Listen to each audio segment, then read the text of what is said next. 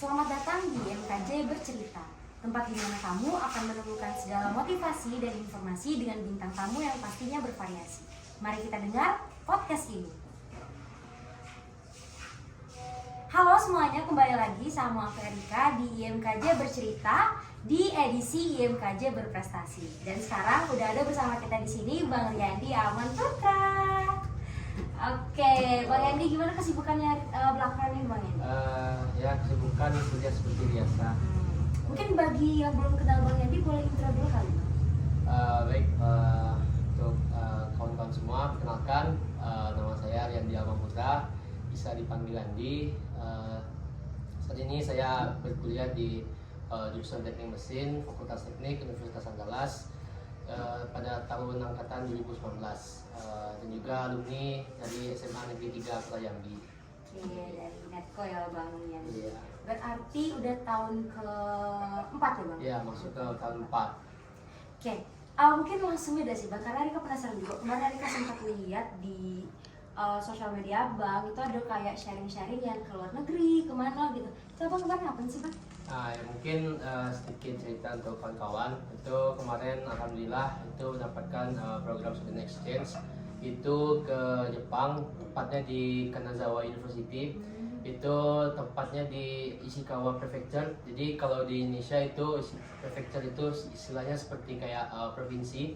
Di provinsi Ishikawa. Jadi terletak di situ itu Kanazawa University.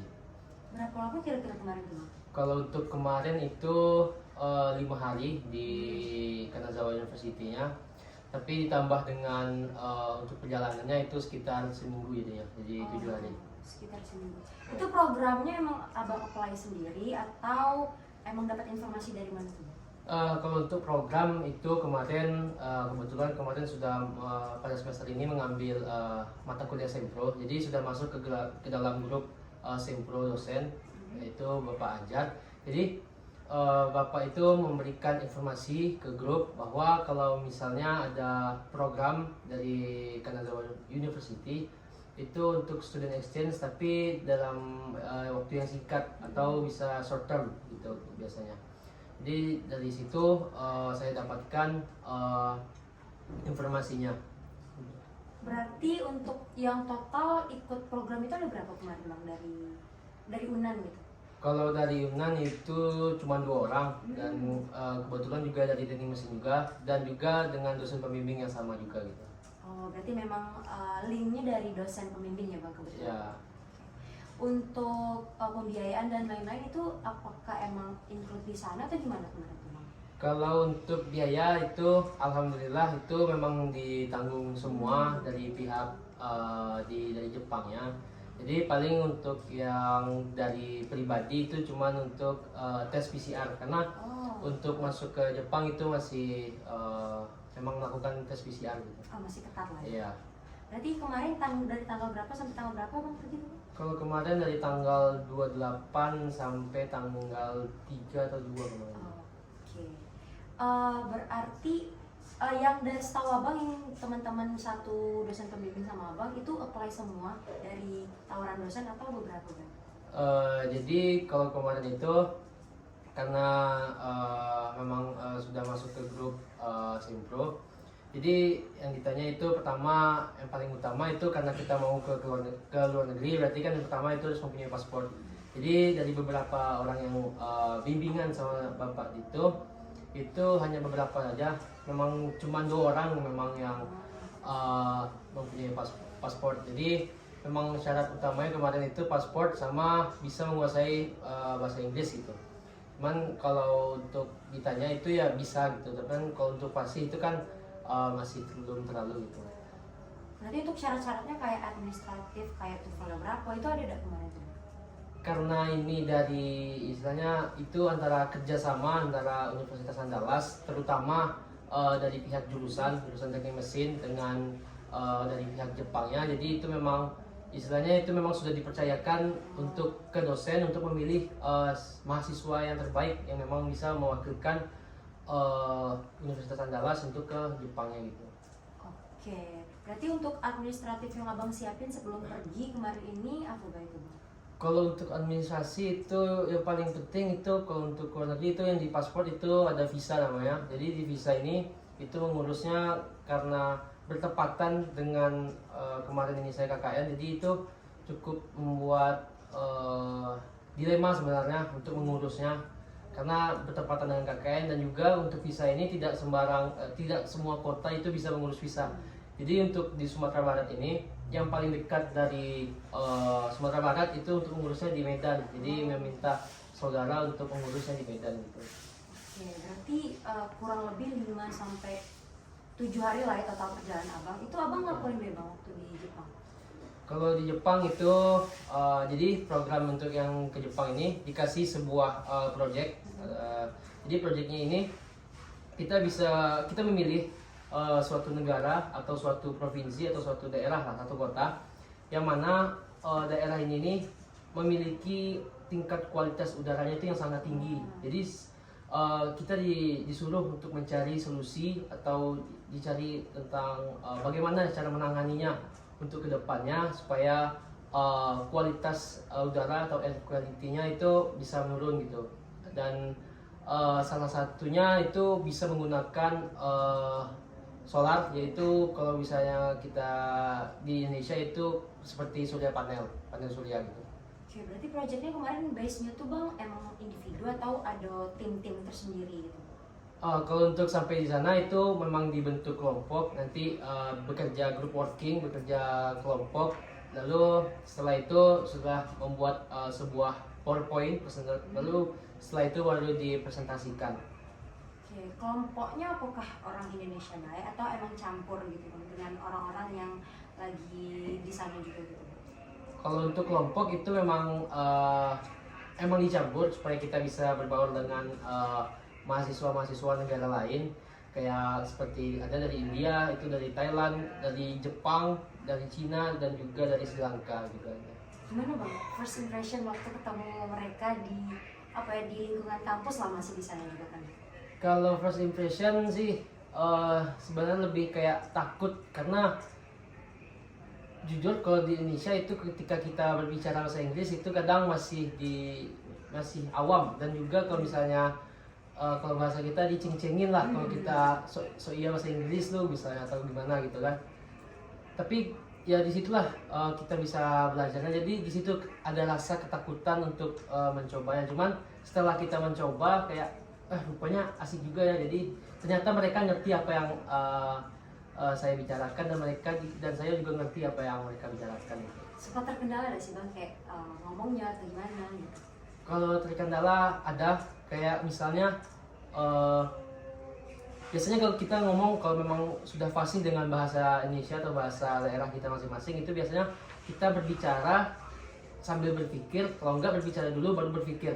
Tapi kalau kita kalau saya kemarin ke sana itu saya berpikir dulu apa yang mau saya omongkan, sudah pasti dan sudah betul memang bahasa Inggris seperti ini, baru saya bicarakan gitu. Karena takut mereka nggak ngerti dan nggak paham apa maksud saya yang ingin saya bicarakan. Kalau kayak kadang kan orang accentnya beda-beda deh sih bang. Kalau ngomong bahasa Inggris pun tadi kan ada dengar ada yang dari India, dari ini, ada kayak ini misunderstanding sempat ada siapa? Ya, kalau yang agak kurang paham tuh kemarin dari aksen Jepang, karena aksen Jepang tuh emang agak kurang jelas dalam pronunciation-nya, pengucapan bahasa Inggrisnya. Cuman masih bisa dipahami lah gitu. Dan karena yang saya tanya ke mereka itu memang kalau kita di Indonesia itu memang belajar bahasa Inggrisnya itu memang ditanamkan dari sejak dini kan, dari awal dari SD itu sudah mulai bahasa Inggris, dan kiblat kita itu ke aksennya Amerika. Jadi memang ke aksen Amerika itu memang lebih mudah dipahami dan secara lebih global gitu. Nah jadi dari situlah memang menurut saya itu pronunciation dari kita tuh lebih baik lah daripada mereka. Walaupun dari India itu memang seperti yang kita nonton di film India itu memang logat mereka memang seperti itu, cuma berbedanya bahasanya yang digunakan bahasa Inggris. Oke, berarti dari accent pun sempat ini bahasa apa ya gitu, susah juga deteksinya gitu. Oke, berarti kalau kemarin kan udah buat project tuh bang, nanti ada laporan akhir projectnya kah atau gimana tuh? Projectnya kan jadi projectnya sudah dibuat di group working, jadi beberapa hari di group working. Jadi setelah group working ini baru nanti dipresentasikan kemarin ini untuk di hari terakhirnya, hari terakhirnya dipresentasikan ke hadapan dosen-dosen, beberapa dosen yang ada di Kanazawa University. Berarti abang waktu selama di Kanazawa University itu tinggal di mana tuh bang? Kalau untuk tinggal, alhamdulillahnya dibiayain di hotel, Oh, di hotel. Bukan di asrama, berarti tidak nyampur sama teman-teman yang lain yang dari negara lain gitu bang? Satu hotel dengan negara lain, cuma beda-beda kamar. Jadi satu orang, satu mahasiswa itu satu kamar hotel. Oke. Berarti di sana kita abang kan cuma fokus untuk buat ngerjain projectnya gitu bang? Apa sempat juga misalnya masuk kelas atau gimana gitu bang? Kalau untuk kegiatan selain membuat PowerPoint untuk project tadi itu kami juga ada kunjungan ke lab yang ada di situ. Dan memang untuk teknologi memang diakui itu memang ya di atas kita lah, di atas Indonesia untuk masalah teknologinya. Lalu kami juga mengunjungi beberapa tempat teknologi yang memang yang sedang dikembangkan di Jepang. Itu yang pertama itu biomass. Biomass ini adalah seperti sisa kotoran manusia. Yang jadi di Jepang itu sisa kotoran manusia itu dimanfaatkan kembali untuk menjadi pupuk, membuat pupuk. Jadi septic tank yang ada di Jepang itu dikumpulkan, nanti dimasukkan ke dalam suatu tempat, ada suatu tempatnya, lalu diolah dan dijadikan pupuk untuk tanaman. Jadi suatu barang atau hasil yang tidak berguna itu, hasil pembuangan itu bisa dimanfaatkan mereka untuk menjadi hal yang lebih berguna lagi. Terus untuk yang itu yang pertama, lalu yang kedua itu ke dam. Dam ini seperti untuk menahan air, debit air supaya tidak terlalu melimpah, sehingga kalau biasanya itu dinamakan banjir rob itu kan, banjir bandang gitu. Jadi itu tuh pengalaman yang luar biasa karena untuk di sana itu mereka ada membuat konstruksi di bawah tanah, itu sekitar 12 meter di bawah tanah. Dan itu memang kalau bisa kita lihat, misalnya kawan-kawan pernah ke goa Jepang, itu kurang lebih bentuknya memang seperti itu, berbentuk goa, cuman memang lebih canggih karena memang teknologi di sana kan memang sudah ya di atas kita gitu. Berarti relate-nya enggak bang kira-kira dengan prodi yang abang ampu gitu? Setelah abang bisa dibilang itu lihat live actionnya ada sih bang? Kalau relate mungkin beberapa relate, cuman kalau untuk lebih relate lagi ini bagian environmental engineering, lebih ke teknik lingkungan gitu. Cuman ya gimana ya, teknik itu memang di dunia kerja, kalau di dunia kerja teknik itu memang saling, satu perusahaan itu saling berkaitan. Jadi ada bagian mesinnya, nanti setelah mesin ini lanjut untuk menghidupkan mesin itu membutuhkan elektro atau elektriknya kan. Jadi misalnya untuk pembuangan itu butuh lingkungannya gitu, mungkin untuk bangunannya untuk butuh sipil, memang berkesinambungan gitu. Oke, keren banget. Ini Erika udah notice juga dari tadi bang. Mesin FT Unan ini teknik mesin Pride-nya bang Andy. Oke, berarti kemarin banyaknya dasi yang dilihat di Jepang gitu bang. Terus bang, kan itu udah 5 hari nih kurang lebih di Jepang. Setelah balik ke Indonesia, apa yang abang dapat perbedaannya gitu sebelum abang pergi ke sana sama setelah sampai ke sini? Apa sih insight baru yang abang dapat gitu? Kalau yang mungkin yang didapatkan itu kayak misalnya sih memang kalau di Jepang itu memang waktu itu adalah segalanya gitu. Karena ketika kita tidak, memang waktu itu adalah uang, memang betul kalau di Jepang itu ke uang, karena misalnya emang jam 8.20, emang jam 8.20 karena ketika kami ke Universitas Kanazawa itu memang menggunakan bus. Jadi bus ini biasanya kalau beberapa kendaraan umum di Indonesia kan memang agak telat atau gimana. Ini memang tepat jamnya segitu, memang berangkatnya jam segitu gitu. Jadi misalnya memang kita tertinggal ya ke jadwal selanjutnya gitu. Jadi memang waktu itu adalah uang, dan juga kedisiplinan mereka itu yang luar biasa. dan mungkin itu yang bisa kita contoh kayak kegigihan dalam bekerja, kegigihan dalam belajar. Terus misalnya yang terasa berbeda itu untuk pribadi saya sendiri merasa bahasa Inggris saya walaupun cuma 5 hari lebih improve daripada sebelumnya. Itu yang agak terasa. Cuman setelah pulang memang belum ada lagi untuk bercakap bahasa Inggris dengan teman-teman.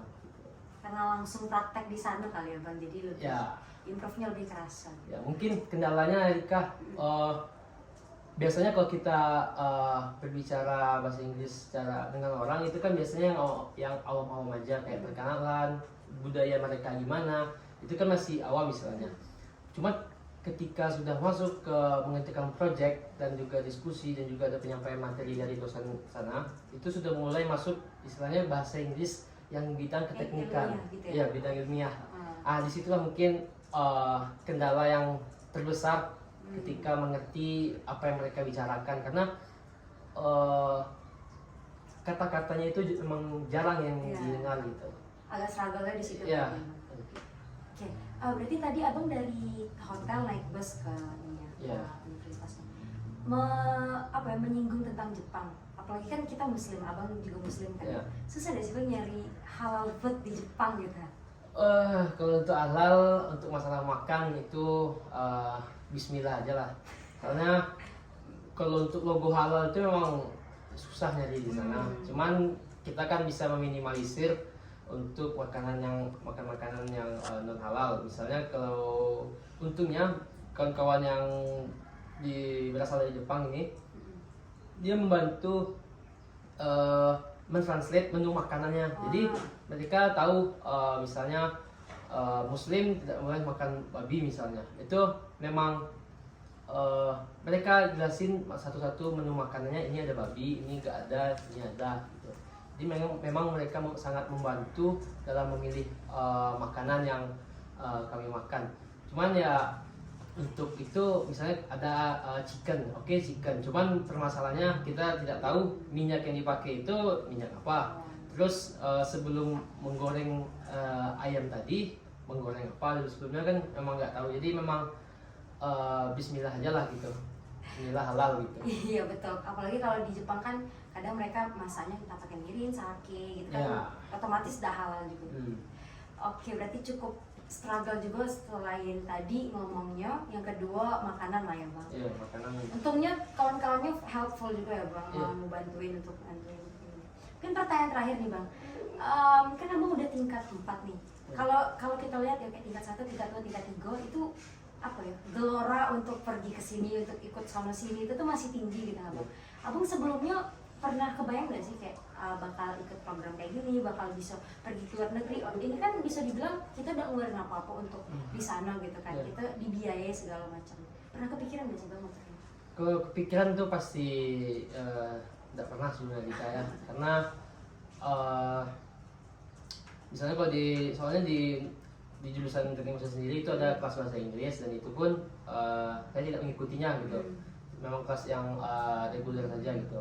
Karena tidak bermimpi untuk bisa ke luar negeri, apalagi ke Jepang, di mana Jepang inilah istilahnya untuk teknologi di dunia ini, beberapa perusahaan ternama di Indonesia itu tuh memang, bahkan di dunia, perusahaan ternama di dunia itu memang berasal dari Jepang.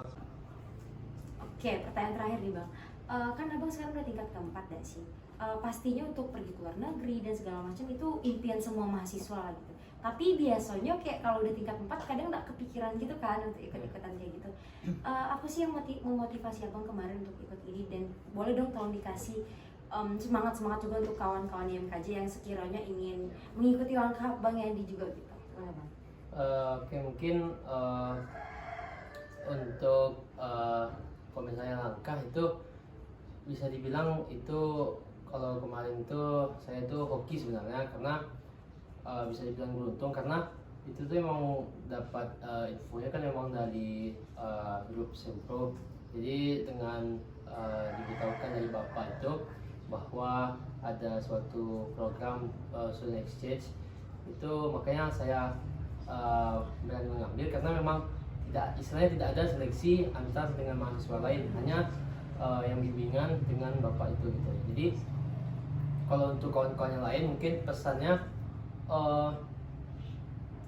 untuk yang lain itu memang bahasa Inggris ini sangat diperlukan untuk ke depan, karena ketika kita ingin bekerja di luar itu memang yang paling utama itu memang harus bahasa Inggris. Dan juga ketika misalnya kita sudah tamat sarjana S1 itu memang dari teman-teman mau mengikuti lanjut ke S2 itu untuk mencari beasiswa untuk luar negeri itu sangat banyak, maupun dari ada juga beasiswa yang dari Indonesia maupun dari luar negeri itu memang banyak. Dan untuk teman-teman latih lagi untuk bahasa Inggrisnya, terus TOEFL untuk belajar TOEFL lebih dalam lagi, karena TOEFL itu memang biasanya untuk tolak ukur dari cara kita berbicara bahasa Inggris maupun dari tulisannya gitu.